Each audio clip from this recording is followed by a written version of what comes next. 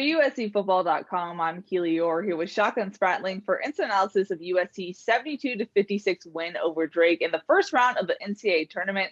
Now, Shotgun, we knew that defense was the identity of this USC team this season, but tonight they proved it once more.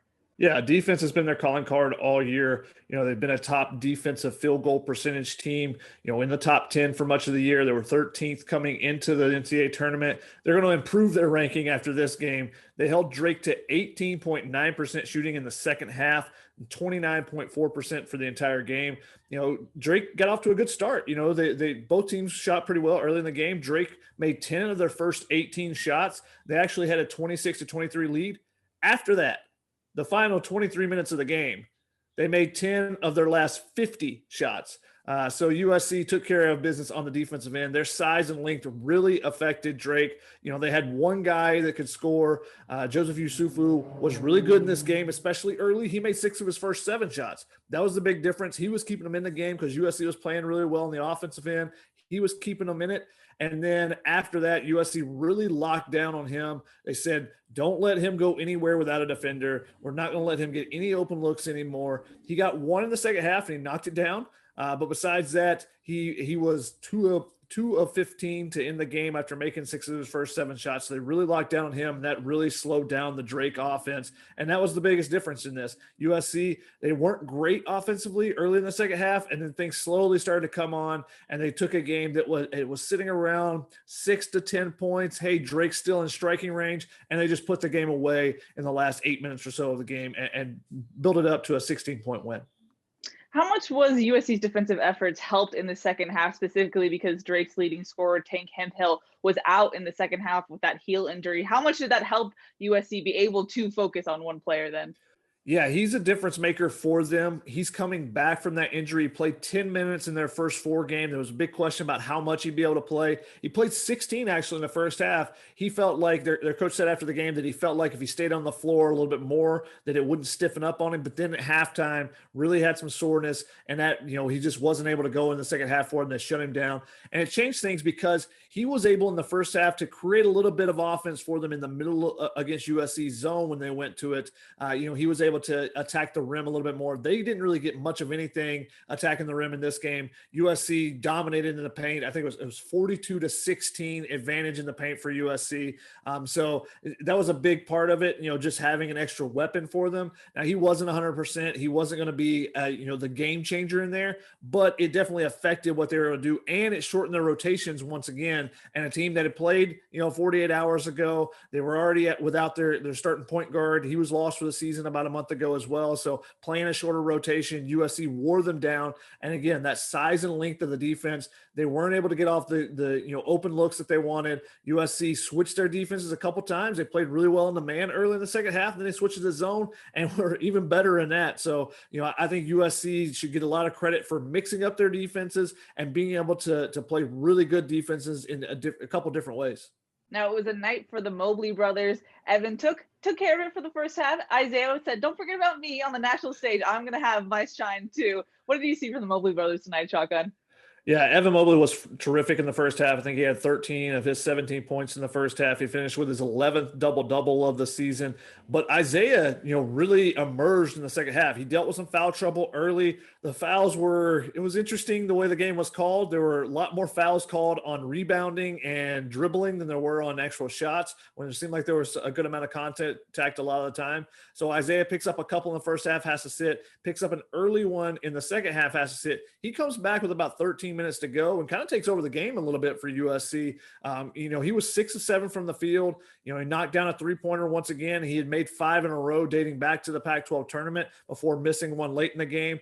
He knocked down a couple free throws. That's been a big issue for him as well this season. He was spectacular for him, scored 8 points in about an 8-minute span. Then as USC went from when it was about a 7-point game and expanded it out to about 15, he had 11 points in the second half. So he had a really good game, and that's a really good sign for USC, because I've said it a couple times, but I think USC is at its best when Isaiah Mobley plays his best. I think he's the one player when he's at his best is when the USC team as a whole plays at full potential. So, I thought it was really important for him to come out in that second half and get some confidence going into a big matchup against Kansas, where those big guys down low will have to take care of business against a Kansas team that doesn't have as much size as they maybe normally do. So I think to get his confidence up, I think this game was a great confidence builder for the entire team. Drew Peterson made a couple of big turnaround shots over smaller defenders, knocked down a big three. Taj Edey didn't shoot it very well, but really affected the game in this one. He had 10 assists, which is a season high. He only had one turnover. USC took care of the ball really well in this game.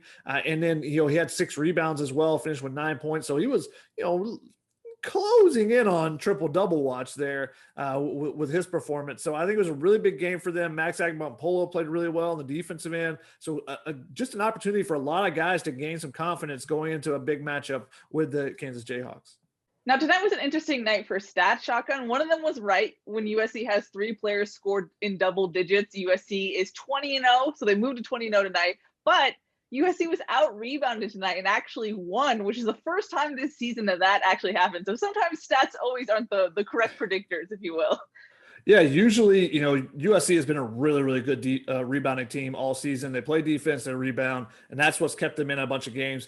But when they lose the rebounding margin, it's rare, but it usually signals that, they really have struggled in a game. It means they're not shooting very well. That means the other team's getting a lot of defensive rebounds. This game, it was actually Drake was shooting so bad that they were getting a lot of offensive rebounds and were able to get some of those. And part of it is when USC plays in their zone, they've got, they haven't played it a ton, so they got to rebound a little bit better out of it. And sometimes they give up some rebounds, offensive rebounds when they're playing that zone, especially against a lot of 3-point shots like Drake was trying to fire up in the second half. They gave up some long rebounds in that one. There were a couple stretches where they had 4 or 5 chances on offensive opportunity and still couldn't score against USC because their defense had played so well. So, they did lose the rebounding margin, but were able to get their first victory this season. So that tells you that they can overcome some things that have struggled with.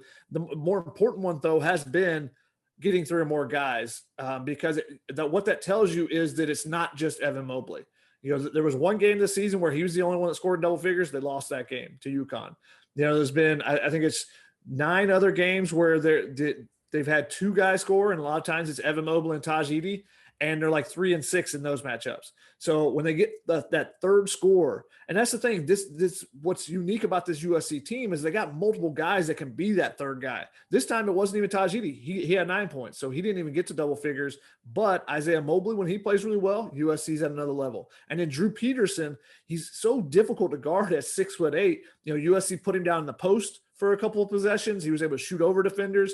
Late in the shot clock, he was able to take some shots just because, he can rise up over a defender, a smaller defender like Drake had. And then he knocked down a big 3-pointer late in the game. He hits a 3-pointer, and then Taj Edey hit his only 3-pointer in back-to-back possessions, and it went from a 7-point game to a 13-point game, and it kind of was the dagger for USC with about 6 minutes to go. So, it's really big for them to get multiple guys to perform. Isaiah White had a couple points early. You can get different guys to be that guy, but as long as someone is stepping up, that's when USC has a chance to be special. Now, Shotgun, when we previewed this matchup, you did mention that there could be a possibility where USC could rest some players. They weren't fully able to do that. Is that a concern at all for the Trojans going forward? No, I don't think it's a big concern. I think it would have been a boost for them just to have, a little bit extra rest going into that matchup in round of 32. But I don't think it's a concern because, the Pac-12, you basically played every Thursday, every Saturday. So, it's the normal turnaround for them. I don't think it's any different than that. So I don't think there's a big disadvantage to them not getting to rest players. And, hey, they pulled out a 16-point victory. They would like to have done it a little bit earlier so they could rest some players, but also not just rest some players, but get some other guys some opportunities. You saw in the last minute they brought, kind of emptied the bench a little bit. They brought in some guys. They brought in Reese Dixon Waters. They brought in Joshua Morgan, Boubacar Coulibaly. You want to get those guys in just to give them, in case, heaven forbid that someone goes down with an ankle injury. We've seen several of those happen so far in the tournament already. Guys stepping on someone. Is someone going to be able to step up for Isaiah Mobley or Evan Mobley down low? Who's going to be that next big to step in? That would be really big for them, but also just for their development going forward to be able to play in the atmosphere of an NCAA tournament game. USC's trying to build something as a program as well as what they're doing this season on their, the run they're trying to make in this NCAA tournament. So, when Evan Mobley's gone, is someone else going to be able to step up? Well, if they have a little bit of experience, I think that would be big for them. So that would have been a positive for them. Getting a little bit of playing time, it never hurts, getting those guys in the final minute. And, but I don't think it's a big detractor to the fact that they weren't able to rest guys in the second half of this one. Yeah, that makes sense. Alrighty, Shotgun. Well, looking at what's next, USC is going to play Kansas on Monday. First time that they're matching up in the NCAA tournament. What's your quick preview about this matchup? Yeah, I think it'll be interesting to see, where Kansas is at with all their COVID issues that they've had. They did get David McCormick back. He's been a really big impact for them down low. He missed he just flew in yesterday, actually, was able to clear all the protocols, was able to join their team today, had a big impact on them winning against Eastern Washington. But watching that Eastern Washington game, Kansas was down in the first half. They were down early in the second half because Eastern Washington forced them to shoot outside shots, and they were struggling. They were 5 of 17 on 3-pointers in the first half. The second half, they shot better from the outside, and that changed the dynamic for them. So we'll see how USC kind of attacks them defensively if they can force them to take contested 3-pointers, because Eastern Washington was giving up a lot of just wide open threes in that game. And, Kansas was missing a lot of those early. If you can force them to take contested shots, I don't think they're a great shooting team. So we'll see, what USC's defense can do in that game as well. I don't think that Kansas is quite the blue blood, top 5 type of program that they, or they're not that type of team this season like they normally are. I don't think they have the superstars they have had in the past, the Andrew Wiggins, the Embiids, and those type of guys going all the way back to the Danny Mannings. So I think that USC has a great opportunity here. They're going to go into this game with a lot of confidence coming off this game. If they can play great defense against a team like Kansas, then they got an opportunity to advance and make a Sweet 16. The first would be the first one under Andy Enfield at USC. He obviously does have a little experience going to the Sweet 16 previously with Florida Gulf Coast and Dunk City. He does. Also a serendipitous matchup, Shotgun. It's kind of a post-COVID rematch. True. Yeah. These two teams, had set up a matchup where they were going to play at Fog Allen Fieldhouse this year and then play next year at Galen Center. Now, they played a couple times in the past in the last decade or so. I actually went when USC played at Fog Allen in 2011 or 12, somewhere in there. And USC lost that, didn't get a shot off on their final possession. So a little bit of chance of redemption from that last matchup where they played them. But yeah, it's an opportunity, a game that had been on the schedule, but obviously COVID changed everything and pushed some games around. Didn't get the opportunity to play this season in the regular season, but now in the postseason, for all the marbles here in the round of 32 at least, you'll see USC playing Kansas on Monday. Haven't seen a game time yet, but we'll keep you guys updated on that on USCfootball.com. For sure. You almost wrapped us up. You take my job, Shotgun. Well done. Alrighty, that's going to wrap it up for USC's 72-56 win over Drake. For Shotgun Spratling, I'm Keely Eure. For more, check out USCfootball.com.